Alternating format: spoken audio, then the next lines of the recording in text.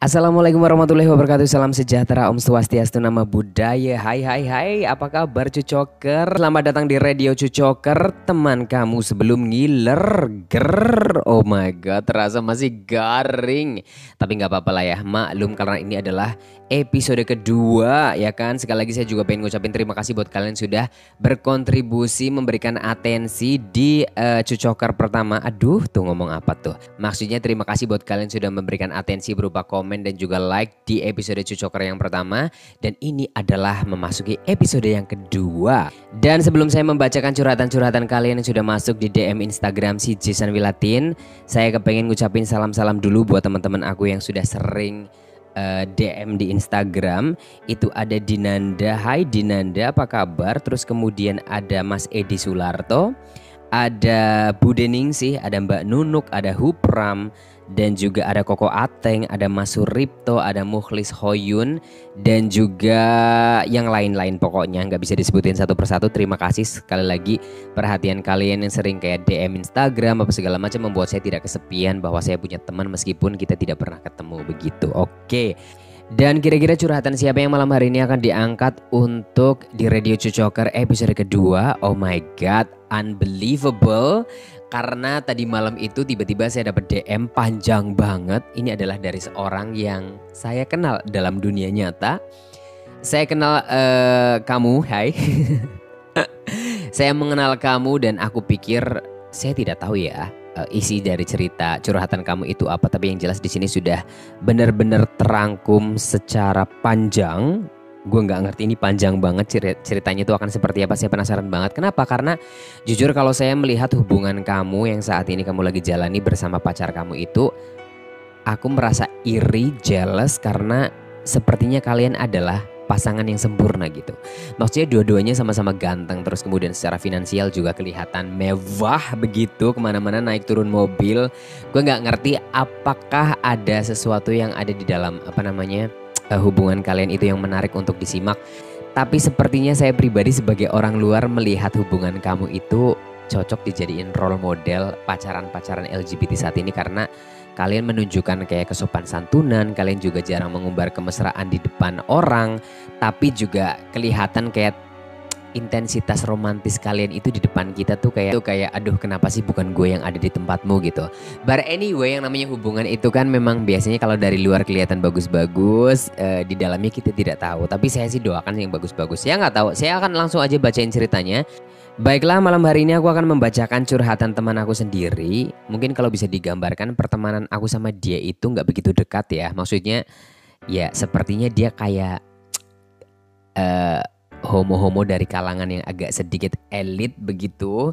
Intinya aku sama dia itu tidak begitu terlalu dekat. Aku melihat dia itu ya saya tahu bahwa dia punya pasangan dan sepertinya kalau kelihatan dari jauh sih romantis. Terus kemudian ya sebagai role model pacaran-pacaran GG zaman sekarang, seperti kayak aduh dua-duanya ganteng, terus kemudian sepertinya secara finansial juga kayaknya tidak ada celah begitu. Tapi kita nggak langsung aja bacain ceritanya malam hari ini. Ini saya sudah printkan panjang banget, oh my god.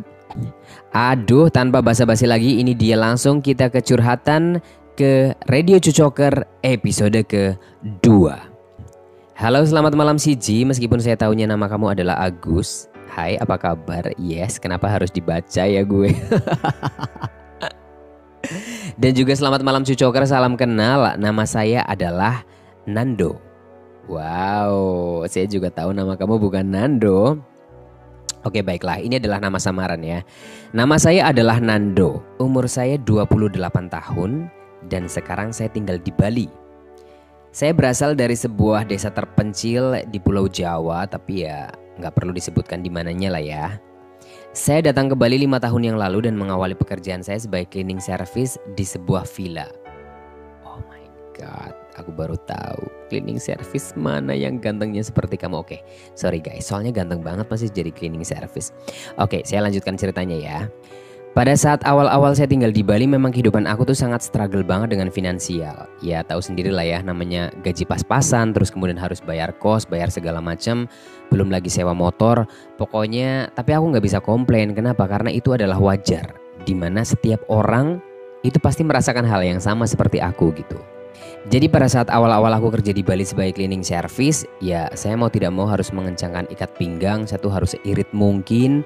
Yang penting kebutuhan basic saya terpenuhi gitu. Jadi itu sudah alhamdulillah gitu. Maksudnya kayak bayar sewaan motor, bayar kos dan juga makan seadanya. Kalau nabung sepertinya sama sekali tidak bisa karena memang gajinya sangat pas banget. Cuman alhamdulillah teman-teman di villa aku tuh sangat baik sama aku. Tapi saya tidak tahu karena kebaikan mereka juga agak sedikit ada penuh makna gitu. Gitu maksudnya seperti kayak ada makna tersembunyi di balik kebaikan mereka gitu. Bukan jahat, bukan, karena pada saat itu teman-teman saya itu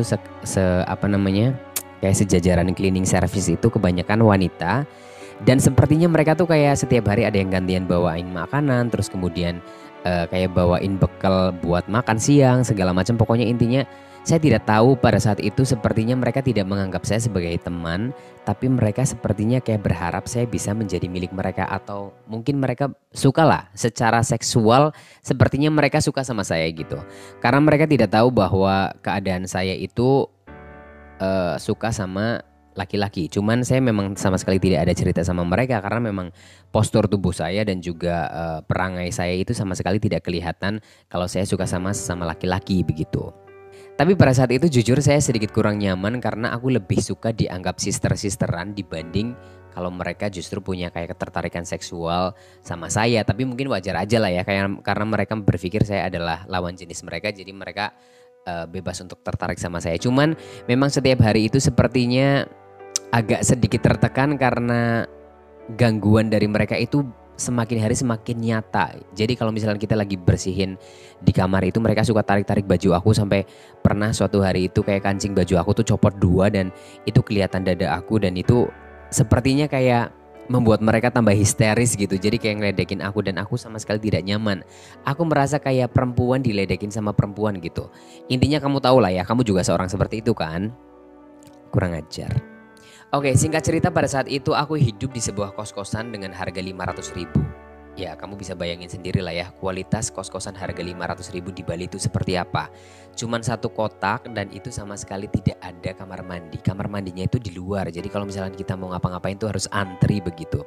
But anyway, I deal with that kind of situation. Aku sudah melalui itu semuanya, tapi pada saat itu tidak sepenuhnya saya menderita. Maksudnya karena pada saat itu aku juga belum punya teman-teman yang hedon atau hidupnya mewah. Jadi sama sekali tidak ada perbandingan antara kehidupanku juga dengan kehidupan teman-temanku yang lain gitu. Jadi sama-sama orang-orangnya ya tinggalnya ya di kos-kosan yang 500.000. Jadi sama sekali saya tidak pernah merasa kayak sedih apa segala macam.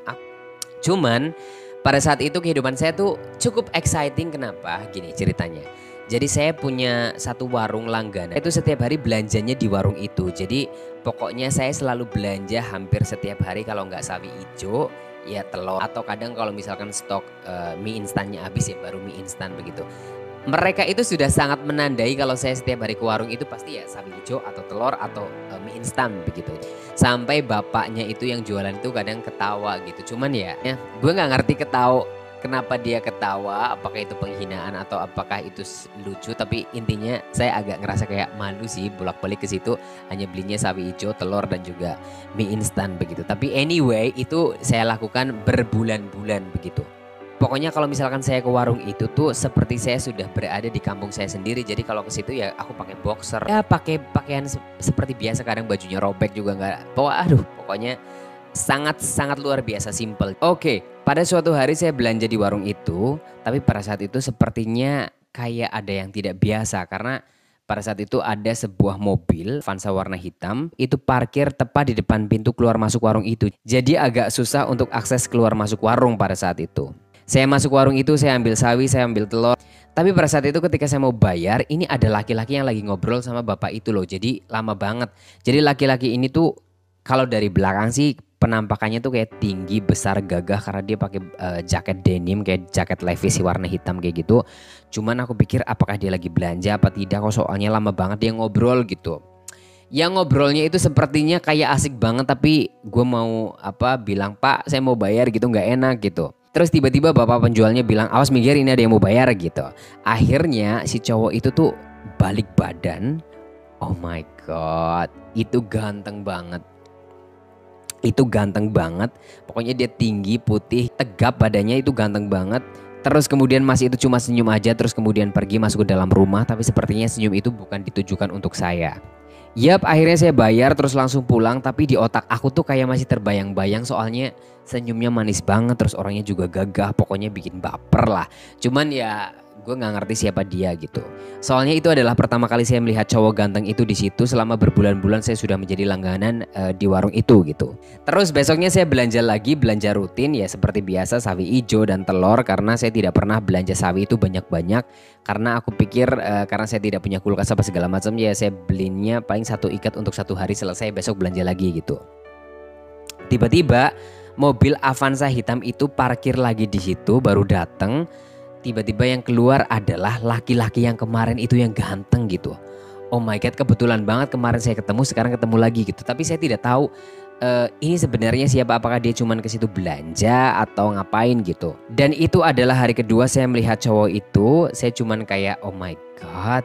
Jadi setiap hari itu kalau misalkan saya datang ke situ tuh saya berharapnya akan ketemu lagi gitu. Makanya kalau yang biasanya saya ke situ cuman kayak pakai celana kolor, terus kaos oblong atau kadang kaos agak sedikit ada sobek-sobek sedikit. Nah sekarang gantian setiap hari saya ke situ tuh bener-bener yang kayak selalu dress up. Paling tidak gue harus pakai jeans, terus kemudian pakai kaos yang ya paling tidak enak untuk dilihat begitu. Suatu hari saya belanja ke situ, tapi pada saat itu yang jaga itu bukan ibunya, bukan bapaknya, tapi ada pembantunya. Tapi pada saat itu sama sekali tidak ada orang dan tidak ada cowok ganteng itu di situ. Saya agak sedikit kecewa. Tapi pada saat itu mobil Avanza itu ada di rumah gitu. Cuman ketika saya belanja tiba-tiba Mas, ini kalau misalkan mau beli telur hari ini bonus katanya, dikasih bonus katanya. Akhirnya saya beli telur di situ, aku dikasih bonus 2. Terus sayurannya yang biasanya 1 ikat itu 2.000, saya dikasih 2 juga. Kok agak tumben ini, maksudnya pembantunya dia bisa mau ngambil keputusan apa dia nggak takut sama yang pemilik warung itu. Terus besoknya lagi saya belanja ke situ lagi ada pembantunya doang. Jadi pada saat itu sangat lengang. Cuman ada si cowok ganteng di situ. Jadi cowok ganteng itu kayak lagi berdiri kayak nggak tahu lagi cek-cek apa pada saat itu. Tapi di situ cuman ada pembantunya sama si cowok ganteng itu. Terus si pembantunya bilang gini, "Mas, setiap hari itu belanjanya ini terus, emang masak apa sih?" katanya. Tumben, karena biasanya saya tuh tidak pernah kayak ngobrol ya belanja aja. Tapi pada saat itu mbaknya tuh agak sedikit banyak bicara. Terus dia nanya-nanya kenapa belanjanya itu aja, apakah nggak pernah masak yang lain apa segala macam. Terus mbak itu kan tahu banget ya kalau saya ke situ tuh paling belinya telur atau sawi gitu. Tapi pada saat itu mbak itu tuh nawarin kayak nggak mau coba sayur yang lain katanya. Kalau misalkan mau coba sayur yang lain, udah nggak apa-apa, ambil aja yang mana kamu suka gitu. Tapi pada saat itu cowok ganteng itu berdiri sambil ngeliatin si mbaknya itu lagi nawar-nawarin sesuatu sama aku. Aku agak sedikit gak enak. Aku tuh takutnya kalau si cowok itu kan kerabatnya bapak itu, soalnya setiap hari kan hampir terlihat selalu ada di situ gitu. Aku takut si mbaknya nanti dimarahin kan. Dan keesokan harinya saya seperti biasa belanja rutin. Ini hampir setiap hari memang saya belanja ke situ. Terus di situ nggak ada siapapun, nggak ada cowok ganteng itu, nggak ada bapak ibunya, nggak ada orang belanja, hanya aku sama mbaknya. Terus mbaknya bilang, "Mas, jujur ya, saya juga di sini cuma bekerja. Saya tuh sama sekali nggak ada wewenang untuk kayak ngasih orang gratisan atau ngasih orang bonus. Jadi yang setiap hari itu nyuruh saya kayak kasih ke Mas itu adalah beli Arya. Beli Arya itu adalah anak pertama dari bapak yang punya warung. Soalnya Beli Arya bilang kalau misalkan Mas yang belanja ke sini suruh ditambahin, tapi itu kalau misalkan lagi nggak ada bapak sama ibu gitu. Saya pun nggak berani kalau misalkan lagi ada bapak sama ibu terus kemudian kayak ngasih gratisan sama Mas tuh nggak mungkin gitu, karena saya cuma bekerja di sini gitu." Jujur pada saat itu saya panas, bahagia dan GR mendengar mbaknya bilang seperti itu. Tapi aku mencoba untuk kalem, terus tanya sama mbaknya, "Kok selama ini gak pernah kelihatan di sini si Beli Aryanya?" Aku bilang gitu. Terus mbaknya bilang katanya itu Beli Arya tinggalnya di rumah yang ada di Jimbaran. Karena si Arya itu lagi sekolah tinggi pariwisata yang ada di Jimbaran gitu. Jadi biasanya kalau pulang ke rumah orang tuanya itu cuma sebulan sekali begitu. Kok tumben ini Beli Arya juga pulang ke rumah terus, biasanya 1 bulan sekali begitu. Terus cerita dibalik kenapa saya suka ditambah-tambahin kalau belanja terus kemudian dikasih bonus-bonus itu sebenarnya jadi awalnya si mbaknya itu suka cerita apapun tentang apa yang terjadi di rumah itu sama Beli Arya kalau misalkan Beli Arya lagi pulang ke rumah itu. Nah pada saat itu katanya saya adalah termasuk pembeli yang sedikit aneh karena setiap beli itu selama berbulan-bulan itu hanya ya, sawi hijau, mie instan dan juga telur gitu.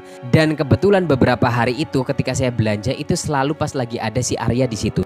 Oke, pada saat itu jujur aku baper karena diam-diam dia memperhatikan aku. Jadi pada saat itu aku berpikir dia tidak pulang ke Jimbaran, dia tuh selalu pulang ke rumah hanya gara-gara pengen melihat aku gitu. Jadi kayaknya kita punya perasaan yang sama.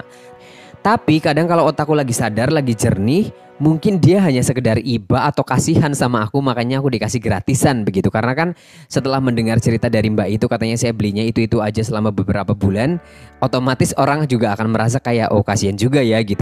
Mungkin itu hanya sekedar perasaan kasihan saja dari dia.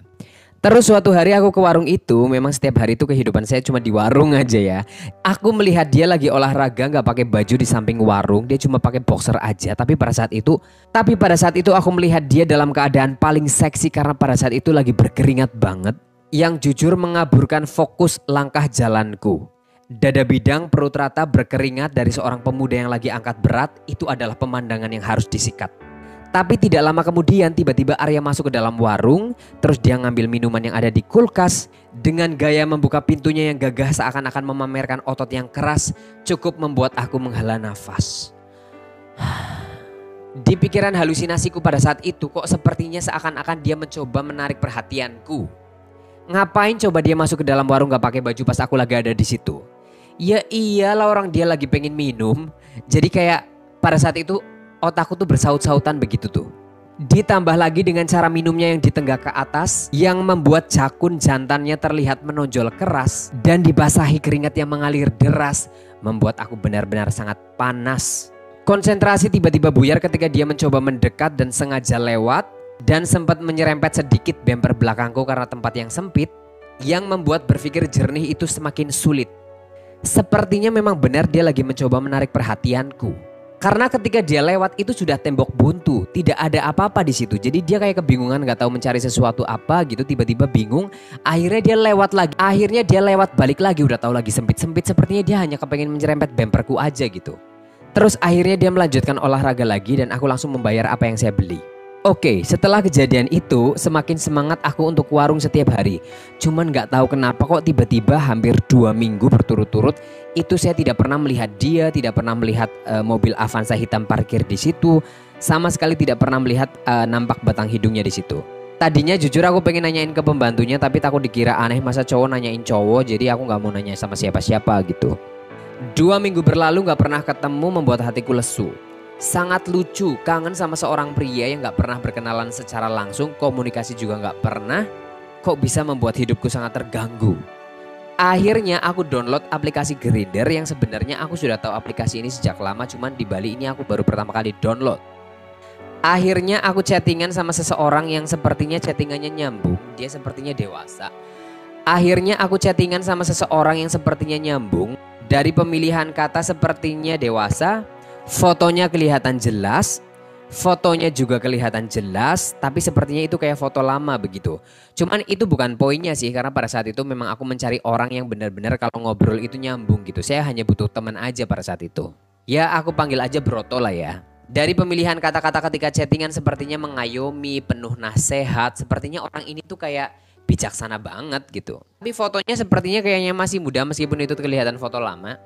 Terus akhirnya Mas Broto ngajakin aku ngedate, itu adalah bahasanya dia. Karena menurut aku kalau keluar bareng itu ya nggak perlu dibilang ngedate karena aku belum ngerasa ada apa-apa sama Mas Broto ini gitu. Aku diajak ke sebuah bar di daerah Seminyak yang semua orang tahu bahwa ini adalah gay bar. Yes, selama di Bali beberapa bulan ini adalah tempat yang sudah saya idam-idamkan, aku ingin menginjakan kaki di situ gitu. Tapi selama ini belum pernah ada teman yang ngajak ke sini. Akhirnya itu adalah malam pertama kali aku menginjakan kaki di gay bar. Jadi bangunannya berjajar seperti lorong-lorong, aku pikir itu hanya satu bar gitu. Ternyata itu per lorong itu ada namanya gitu. Jadi masing-masing ada yang buat gay, ada yang buat khusus lesbian gitu. Di dalam suasananya sangat penuh, banyak bule yang badannya tinggi-tinggi. Jadi kalau misalkan lewat di antara mereka itu seperti masuk hutan rimba. Soalnya tinggi-tinggi banget. Akhirnya sampailah kita di dalam, itu ada satu spot yang lumayan longgar. Cukup leluasa untuk bisa melihat hiburan yang ditampilkan di panggung. Terus juga bisa melihat cowok-cowok gay yang lain yang ada di sekitar yang mungkin aku akan tertarik. Karena ini adalah pengalaman saya di bar, jadi saya sebut waktunya untuk mengobservasi. Pertama kali melihat penampilan drag queen yang menyanyikan lagu secara lip sync. Terus ada cowok-cowok kekar berotot yang cuma pakai celana dalam yang belum joget aja udah berkeringat, namanya go-go dance. Tapi bagian yang paling menarik menurut saya datang ke gay bar adalah diri kita sendiri. Jadi di situ setiap orang bisa menjadi inceran orang lain. Tapi jujur pada saat itu saya datang ke gay bar untuk pertama kalinya dengan Mas Broto, itu adalah bukan waktu yang tepat. Bukan teman yang tepat untuk datang ke gay bar.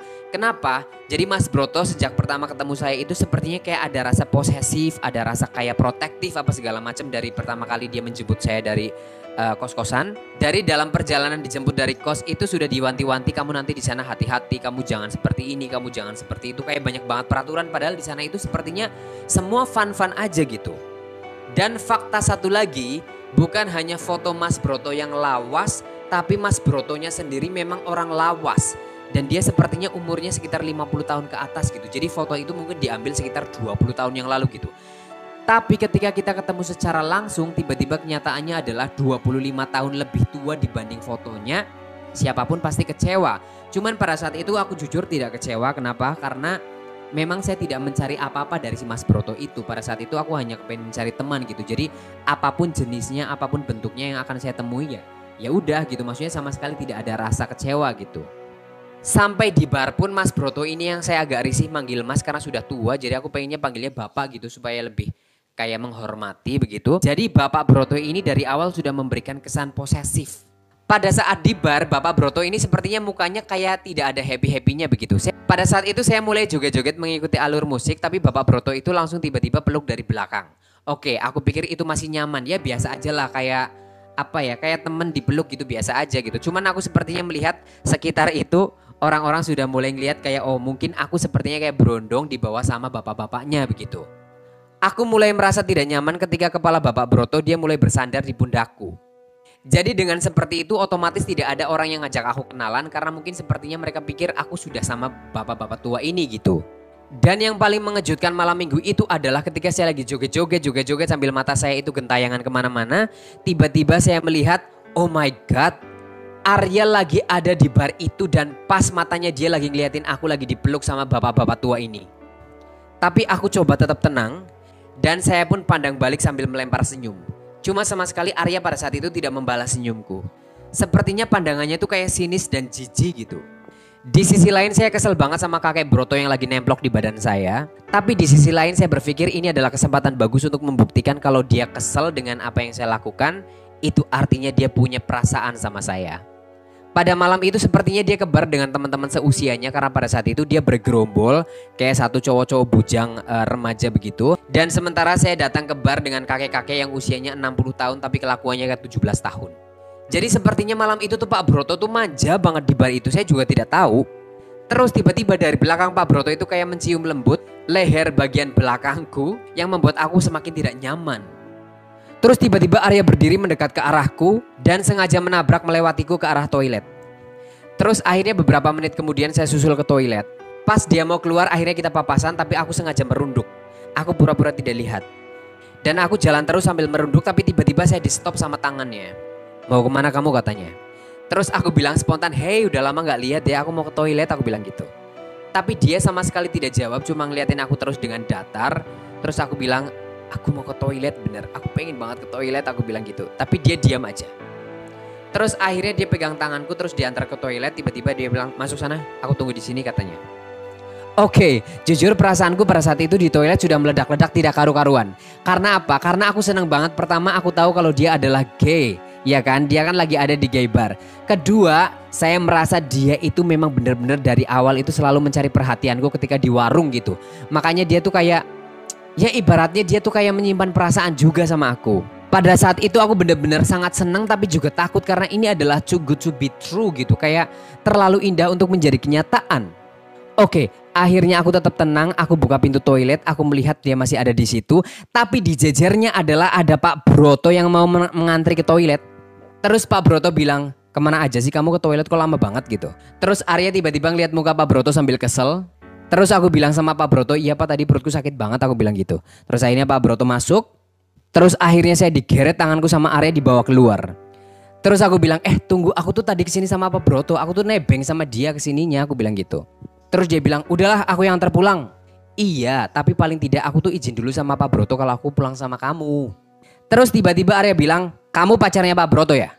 Hah? Kamu pacarnya Pak Broto? Kemana-mana harus izin. Hah? Pacarnya Pak Broto? Yaudah sana. Kamu pikir aku gak ngeliatin kamu dari tadi? Kamu dipeluk-peluk, kamu gak nyaman, kamu diem aja. Ya udahlah kalau gitu kamu sana pulang sama Pak Brotomu sana. Sana. Oh my god. Posesif tapi menyenangkan. Karena ini yang aku mau. Kalau posesifnya Pak Broto jujur itu menjijikkan karena saya sama sekali tidak ada nafsu sama dia. Tapi posesifnya Arya itu menggairahkan. Akhirnya itu adalah pertama kali saya komunikasi sama dia. Aku diantar pulang sama mobil Avanza hitam. Dan itu adalah jam 3 pagi. Dan semangatku itu seperti kayak orang baru bangun tidur gitu. Oh my god, curhatan kamu panjang banget Nando. Sepertinya ini tidak cukup untuk satu episode. Jadi mungkin akan dibikin beberapa episode kisah percintaan kamu. Sepertinya kalau saya lihat itu nggak tahu ya. Kayaknya ini bukan orang yang sekarang lagi jadi pacar kamu kan. Sepertinya ceritanya akan panjang ya. Oke lah, baiklah. Tapi sekali lagi Cucoker, terima kasih buat kalian yang sudah dengerin sampai akhir. Dan ini bukan akhir dari kisahnya Nando. Ini baru awal, ini baru episode pertama. Semoga ini bisa menjadi beberapa episode yang akan menjadi kayak ya BL story begitulah ya. Oke lah, baiklah. Tapi buat kamu yang pengen juga curhat silahkan langsung aja DM di Instagram saya si Jisanwilatin. Dan juga saya ingin kalian sehat buat saya. Saya ingin kalian semua merasa happy dan juga sehat buat saya. Oke lah, baiklah. Kalau begitu terima kasih. Bye-bye. Bye-bye.